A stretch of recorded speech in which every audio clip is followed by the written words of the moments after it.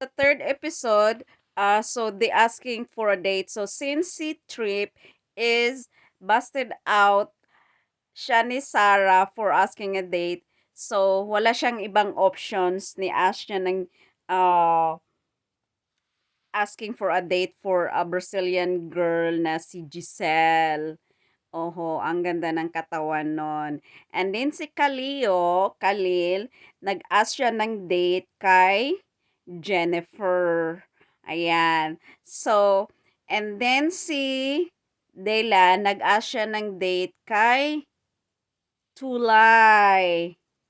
Taga, taga Germany. So, all of this lady, they don't speak English. So, we'll see in the next episode how the act with this American guy, kung paano nila didiskartehan yung mga babae na hindi naman marunong mag-Ingles.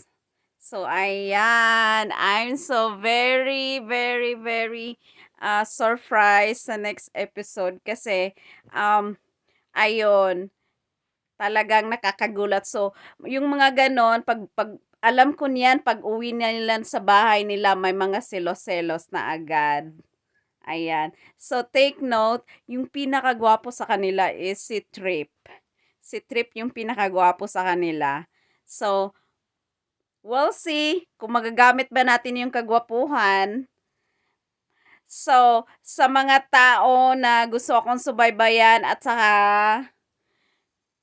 Pinay version tayo sa Love and Translation, hit the notification bell and subscribe on my channel. Bye-bye!